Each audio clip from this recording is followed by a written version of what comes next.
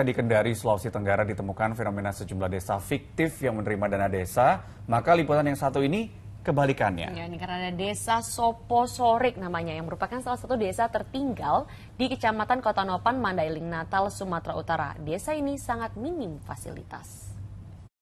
Kita beralih ke informasi terkait keterbatasan akses jalan. Pemirsa, warga yang berada di desa tertinggal seringkali kesulitan mendapatkan pelayanan kesehatan karena akses jalan yang terbatas. Di Pandeglang, Banten, warga menggunakan mobil off-road untuk membawa pasien kritis. Tak jarang mobil ini dipergunakan untuk membawa pasien meninggal dunia.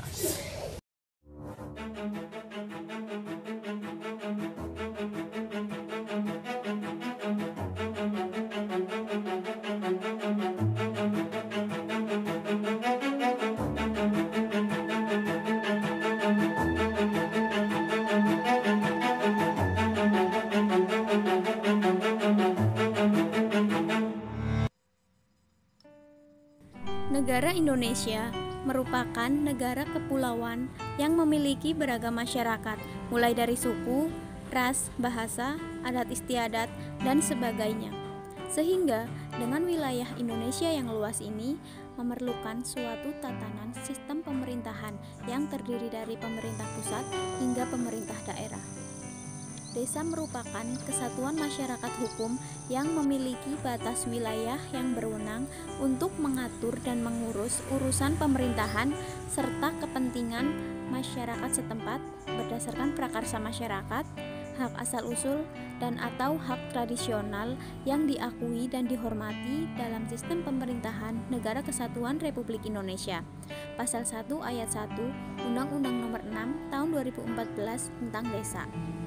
Berdasarkan Badan Pusat Statistik atau BPS, desa di Indonesia tahun 2019 sebanyak 83.820. Namun, pada kenyataannya masih banyak desa yang tertinggal di Indonesia, terutama pada daerah terpencil. Hal ini dibuktikan dengan data dari Badan Pusat Statistik atau BPS tahun 2018, yaitu terdapat 13.323 desa yang tertinggal. Sedangkan desa yang maju yaitu sebanyak 60.438 desa. Untuk itu diperlukan adanya suatu pembangunan di desa. Pembangunan di desa bertujuan untuk meningkatkan kesejahteraan masyarakat desa dan kualitas hidup manusia, serta penanggulangan kemiskinan melalui pemenuhan kebutuhan dasar, pembangunan sarana dan prasarana desa, pengembangan potensi ekonomi lokal, serta pemanfaatan sumber daya alam dan lingkungan secara berkelanjutan. Contoh pembangunan desa yang berhasil dan mampu menyejahterakan desa dan masyarakatnya, yaitu Desa Bleberan yang berada di Kecamatan Pleyen Gunung Kidul dengan keberhasilannya mengelola BUMDes yang digunakan untuk membangun desa wisata. Lalu, Desa Pujon Kidul yang berada di Kabupaten Malang dengan keberhasilannya dalam mengelola dana desa yang dimanfaatkan untuk membangun desa wisata. Serta Desa Nagari atau Desa Adat yang berada di Sungai Nyalo di Kabupaten Pesisir Selatan Sumatera Barat yang terpilih sebagai desa wisata terbaik untuk kategori perkembangan tercepat.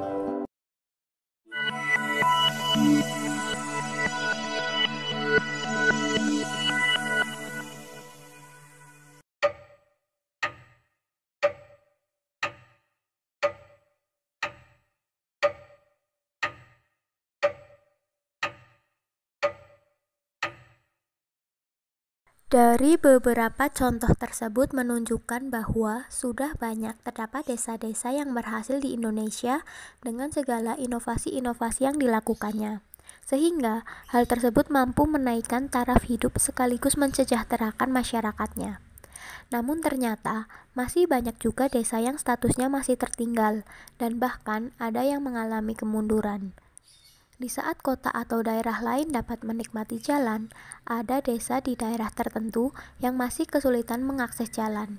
Di saat kota atau daerah lain sudah memiliki bangunan yang megah, masih ada desa yang pembangunannya berhenti atau bahkan gagal. Hal tersebutlah yang menunjukkan adanya ketimpangan di suatu daerah dan menjadi bukti bahwa tidak semua pembangunan di desa berjalan dengan lancar.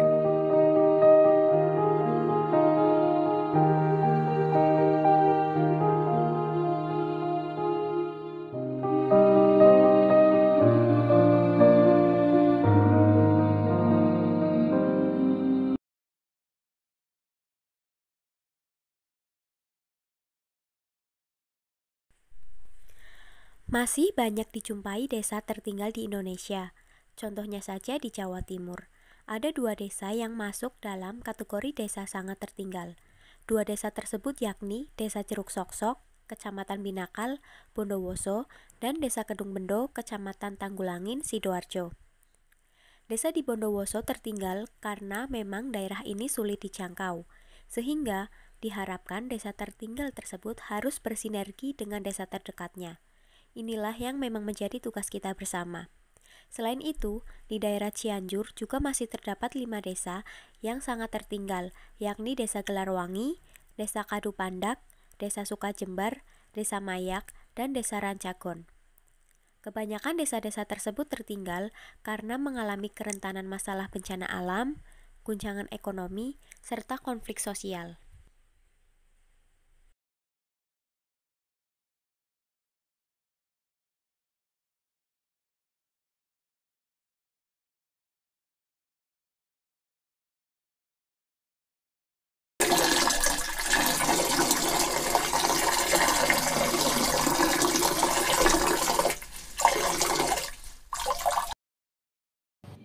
Pembangunan di desa itu sangat penting agar terjadi pemerataan, tidak hanya pembangunan di kota tetapi juga ada pembangunan di desa, sehingga di desa dan di kota sama-sama pembangunannya bagus. Mari kita bangun desa ini menjadi lebih sukses dan maju. Semoga kedepannya akan dinikmati oleh cucu-cucu kita nanti, agar desa ini kita lebih maju, lebih berkompeten. Mari kita bangun desa, mengingat keadaan COVID-19, kita jangan putus asa. Apapun yang akan kita jalankan, yang penting halal. Merdeka! Untuk itu, ayo kita membangun desa. Semoga salam sukses, salam membangun desa. Ayo bangun desa kita supaya lebih mandiri. Mari bangun desa kita agar lebih maju. Mari bangun desa kita supaya lebih maju. Polri menjaga keamanan desa supaya maju. Polri dukung pemuda, Bali Desa membangun desa agar maju. Mari kita mendukung pemerintah untuk membangun desa agar maju.